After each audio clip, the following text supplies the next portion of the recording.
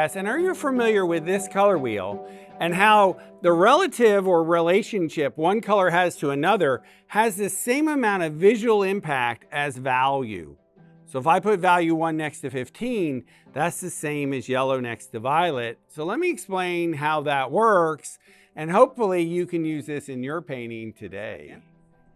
Hey folks, this is Chris at Art Secrets, and we're talking about contrast, and we're going to talk about how Margaret was one of my first students years ago, then went wayward, and then the sheep know my voice and came back to the class years later. She was one of my first students, and after 4 weeks, I was told if you can't keep your people, though I hadn't lost anyone, if you lose any students, you'll be deducted the $45 a week you're being paid, and it'll now be $30. Folks, you got to want to teach for 30 bucks a week. Okay, you got to want to teach. So Margaret came to me at the end of that day and said, I'm not getting this darker farther away. Should I continue? And like we said earlier, I'm hoping I told her yes for the right reasons and not the $15. So now we're looking at Margaret's painting, someone who had never had art before, but she was in the class for quite some time.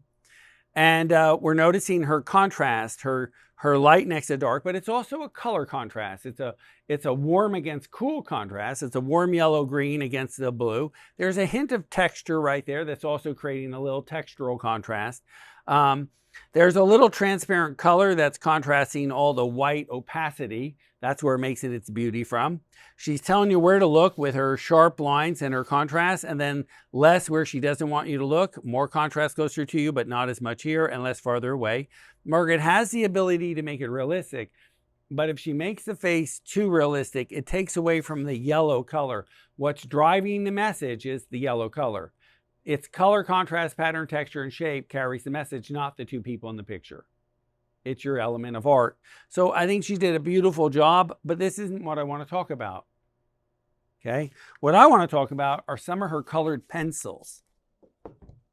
And when you're looking at colored pencils, the way I used to teach color theory, I no longer do, it takes too long, but yellow as a color goes to orange or green or both, and you learn to juxtapose by just cross-hatching or yellow, orange, red, and then yellow, green to green as it goes around. There are temperature changes in her white going from yellow to orange to red, and as it goes around, and the grays are made from complements. Beautiful job. This isn't the one I want to talk about either. Okay, so let's talk about this. Everything changes temperature.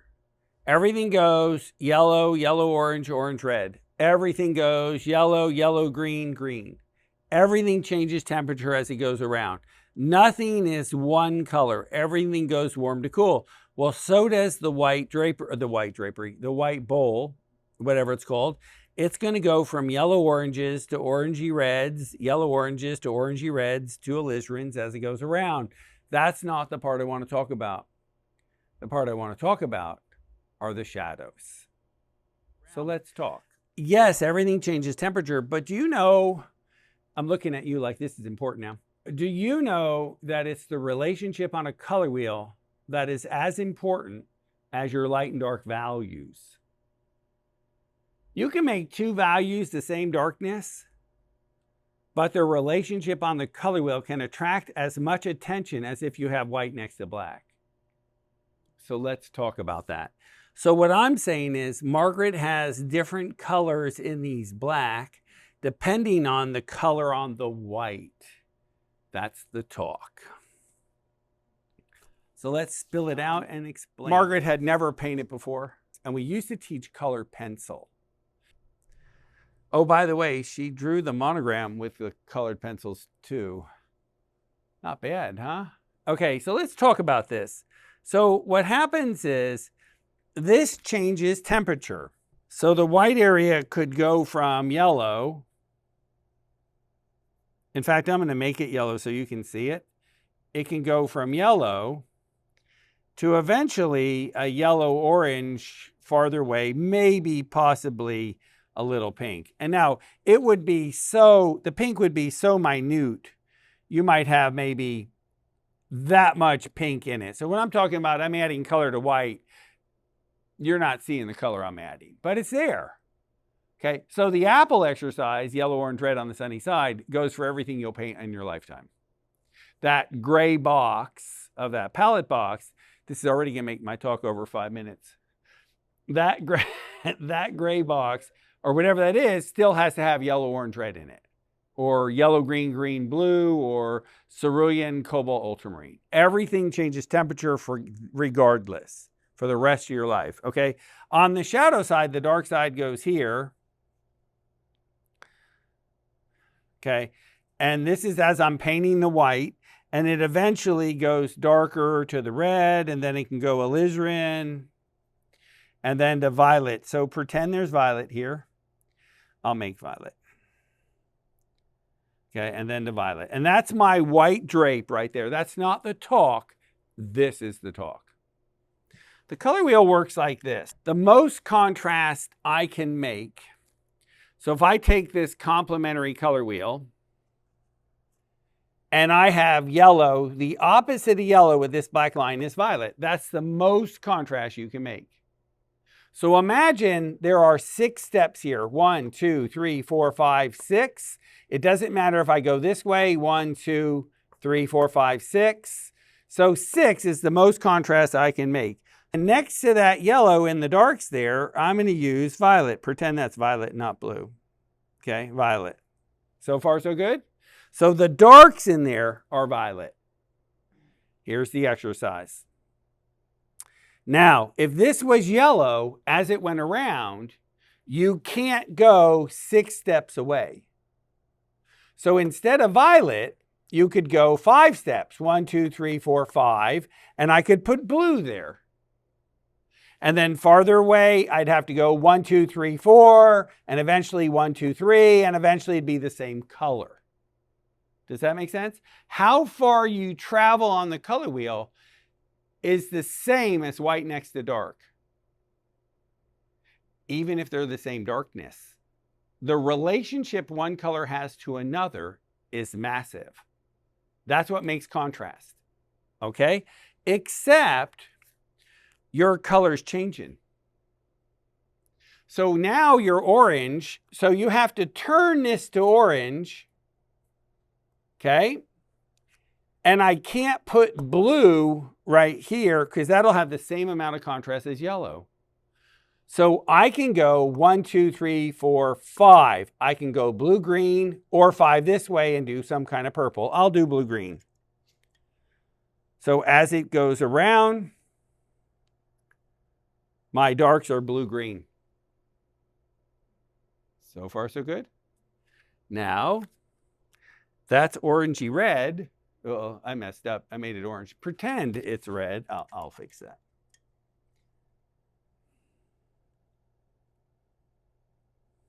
Okay, there. Now it's red. There we go. So I go to red, turn this to red. And 5 is, or 6 stops away is green. But I already went 5 stops here, so I have to do yellow, except I can't do yellow in the shadow, so I'm going to go the other direction. 1, 2, 3, 4, I can do blue. So I take a blue, typically cobalt. It's not on this palette. It's not needed for her painting. So I'm going to kind of make it sort of, and then that would be my blue. Now, my darks would also be lighter farther away, and they won't be as dark. Your darks get lighter, but they change color too. Hello? You know, you've been off and on missing. I'm so glad you're here. You're here today. It's exciting. And all of a sudden you come to art and you're rubbing your temples and looking for Excedrin. Did I say something wrong? No, did this make sense? Okay, no, it has to make sense. So let's get this out of your sentence. I'm looking at her face, and there was no doubt there was a deer looking at headlights. So let me try to do this another way. Okay, so. I mean, it makes sense how you count, go to 5 and then you go to 4. Okay. But I'm looking at the colors that you have. It's like, if it's the shadow, you're on the light side, but you're putting a shadow, so that's the... I'm doing the dark holes in between the whites. Okay. You know, the shadow parts. Okay. In the hole. Now, sometimes I can't put in those dark colors, so I could put these colors on the white. So there's other ways to do this, not just one way. Yes. Which she did actually. This doesn't count in my 8 minutes, does it? The questions? Go ahead. I What? thought it was 5, but anyway, as I look, she did put the yellows and the white in the front. Yeah, she to did. us. Yes, she did. Yeah. And then it's orange over here. Yes, And look at there's that. purples and Yep. blues over here. Sneaky. Yeah, this is, so she did one painting. They used to do the big red dress. Mm-hmm. Okay. And then this was before the red dress. She didn't want to go to painting. She kept drawing. So I said, I can teach color theory with colored pencil. So we'll do a couple drawings. And I think this is her second color piece. And then the third one was that one. And it was beautiful. She had them in today. It was truly beautiful. And the same stuff's going on in the white bowl again. But you'll also do it in the nuts. You know, if you got orangey red on the highlight of the nut, well, in the shadow of that crease in the nut, you've got purple, blue, or green. You're adding color. No. You have an opportunity to add color that you want to use. Okay, so what would make me choose a color? Well, the more pop in the painting, the more excitement. Well, yellow and violet is pop. Okay, so what if yellow and violet, what if 1 and 6 is too much? And 1 and 4, yellow and blue, is enough contrast. Well, then the rest of the painting, I start to have to go 3 and 2 stops away. Do you know what I mean? Yeah, so you always are measuring how much excitement can I do. So I have this weird thought. What if we learn to control contrast in black and white first? Before I start throwing the relationship on a color wheel. That's what this is. The relationship on a color wheel. Okay. And then don't forget warm and cool, transparent and opaque, thick and thin. And now you're dealing with 5 variables of different things with art that make contrast, let alone symbolic things. Life and death, raisin grape. I didn't make the raisin grape thing up. Talk to the Flemish. Okay, but does that make sense? So it's a pretty simple little concept. Are you thinking about that when you're outside painting plein air and you got 4 minutes to finish? Not at all. Not at all. Oh, I know that. So, and sometimes, so let's take this a step farther because I've already blown my 5 minutes. So there's no way this is going to happen. Let's talk about color schemes. Okay. Paintings that are related to each other, that have, 1, 2, 3, yellow, yellow, orange, such as yellow, yellow, orange, and orangey red all share yellow. So colors that are next to each other, 1, 2, 3, 4, have very little contrast, no pop. Okay, we call that analogous. Analogous color schemes. Colors that are related to each other, that share a common color, have a calm, soothing, peaceful feeling. Okay? Pretty simple. I'm not the one that makes this stuff up. I'm just letting you know this because he's painting outside and he needs to know what color scheme to pick to copy and capture that moment of the essence that he's looking at. I wouldn't be having this talk if it wasn't for him. Okay? Now, triadic colors are every 3 colors. Yellow, 1, 2, 3. Actually, it's 4. Yellow, 1, 2, 3, 4 blue, 1, 2, 3, 4 red. So the farther a color is apart, you have yellow and then red.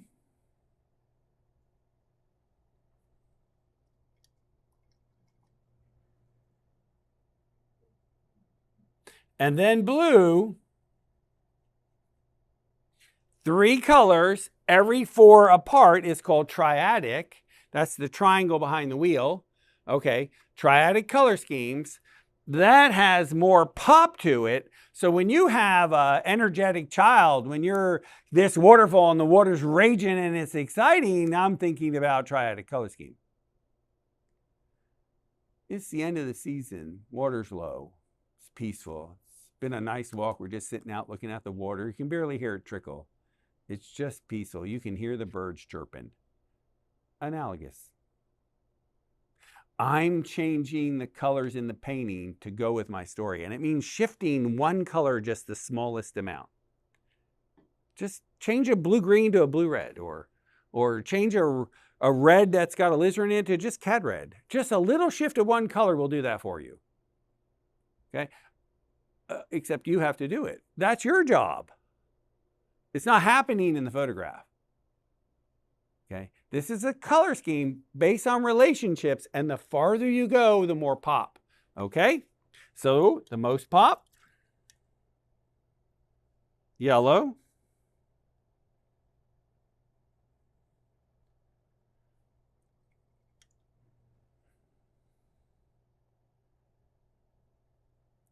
Next, the violet. Okay, that's ugly, but there was yellow in my peanut butter and it got in the purple and I lost my violet. But yellow and violet, orange and blue, red and green. Complementary color, boom, exciting, beautiful, depressing. Emotionally depressing when you gray the color out, but they're opposite colors that you're graying. There's a hardship to it. But if you use bright complementary colors, it's stunning and beautiful and uplifting. It's your child smiling. It's whatever it is. Color schemes are massive. They've been around for a long time. Are there other ways to do this where you don't have to know it? Sure. But I tried that for 20 years. I'm going to cut this out, but I sucked at it. Albers in the 1960s had a color theory book come out, The Interaction of Color. And in his theory was artists learn color. There are no rules. There is no analogous. There is no triadic. There is no complementary. You just learn color. Okay, so for 20, 25 years, I was on the learn color school. Just do it. Well, you're not doing it more than I am. I teach anywhere from, now I'm retired, I teach 150 people a week, 160. My wife has 150 kids, that's 300 people. Actually, 200 kids, but we won't compare. So that's over 300 people a week we teach for 40 years. For 20 years, I taught 300 people a week. Wow, those were long weeks. I was beat. Do you think anyone should have been able to develop an eye on color? Would have been me? And I couldn't, and I didn't.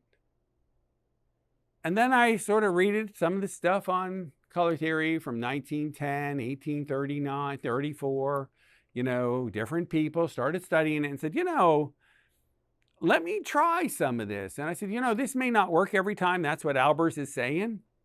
But gosh, 80% of the time, it sure rocks it.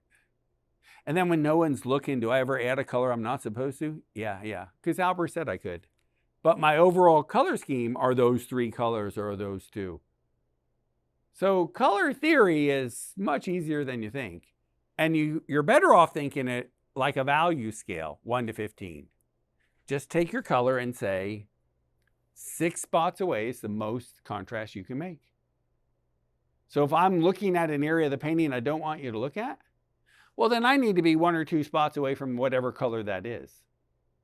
If it's green, then I need to be blue-greens and blues next to the green, so you don't look there. If there are red leaves in a tree and I don't want you looking there, then I need to have something in the red family next to it. It's kind of simple. And the closer you bring it to where you want me to look, the farther away the color wheel. This could be habit and second nature, so when you're going outside, you do things without thinking. See, I think that's what has to happen. I think this losing and finding edge, lighter and darker than the background, the change the relationship the object has with the background every quarter of an inch. I think these things have to be habit. And you just instinctively do it. So you could be like me the first 10 years of teaching, telling people to do it, and they'd ask why, and I'd say, I don't know, just do it. Why can't you listen? Well, it turned out there was a reason to do it. I now know that reason. Get it to be a habit. So you don't do 1 red apple, you do 10. Oh, excuse me for making you memorize the color theory. This is what red does. But you know what? You finish the red apple, you own it. You own it. Right?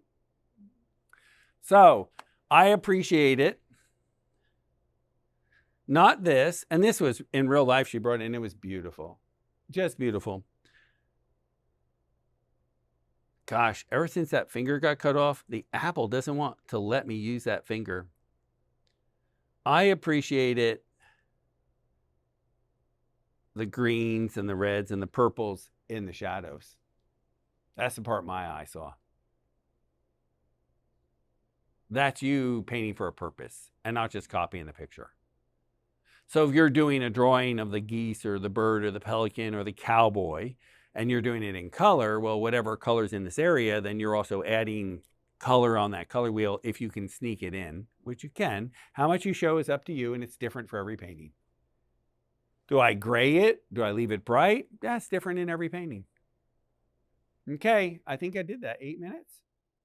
On money. It was at least 8 minutes. Oh, I can look at the computer and say 8 minutes. 18. It's not 8 minutes. You went 8 minutes. Oh, I There's did time. 8 minutes. Oh, yeah. That's I did 18 8 now. minutes. 8 minutes. No charge for the other There you 10. go. Boom. Isn't that 18 ounces? No, those are minutes. Oh, it is. I hope so.